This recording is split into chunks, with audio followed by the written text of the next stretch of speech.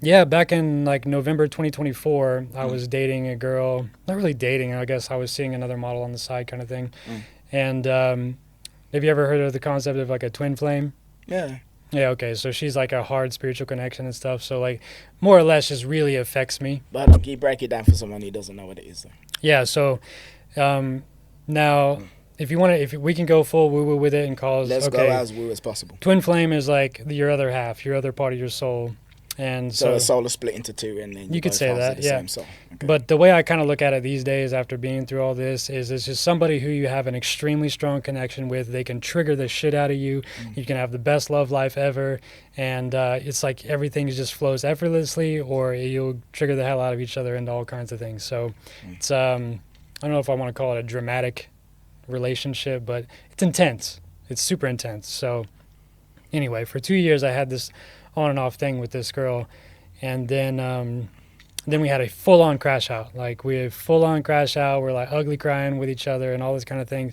And we kind of split it off. And that left me in a state where I was like, oh shit, I don't know what I'm gonna do. Like everything's kind of falling around me and crashing. So I did the guy thing where like focus on yourself for like 9 months, try to be good to yourself, just focus on me, no girls, no bullshit, none of that.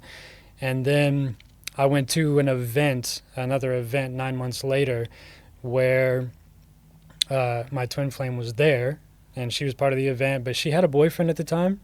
So I was kind of getting back into my groove, and while I'm at the event, this other model, we made a really good connection. I'd already known her previously.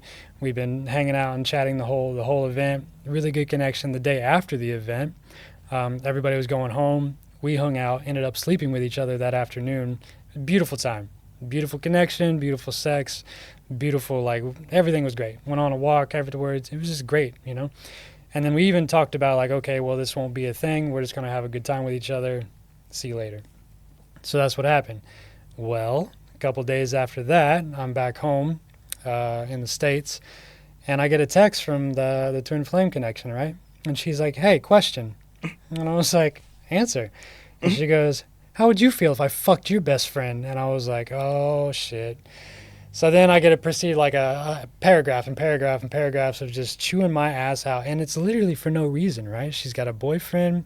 It was after the event. It was a beautiful like connection, all this. We talked about it, no big deal. But she just railed me.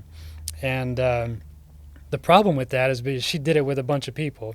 So not only did she chew me out, she chewed the other model out that I slept with, and made her cry. The rumor mill got around, this, that, or the other.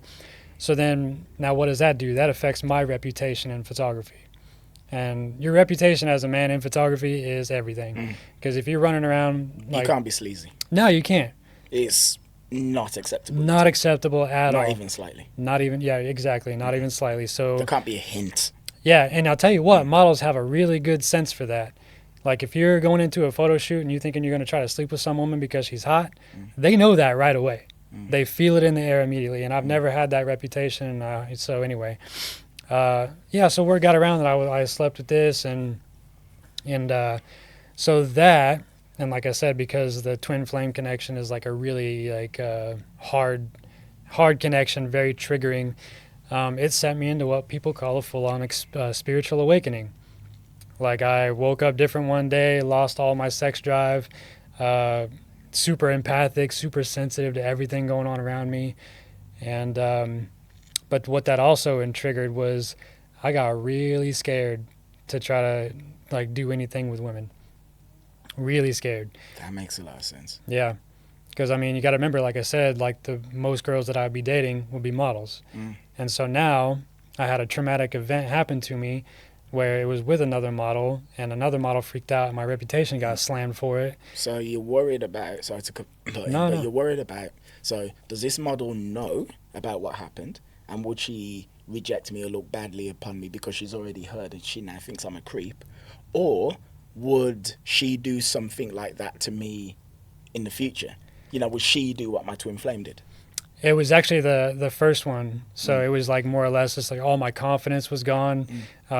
Will this turn into something that'll bite me in the ass later? I don't know. Mm. And so the worst part is when you have all those thoughts, you sort of project that energy on the girls too when you're having that. Because like, you know, you talking with the model, I was like, oh man, we're making a really good connection, and I really like this. This could be more than just a photo shoot, and you're having those thoughts, but she can feel it now.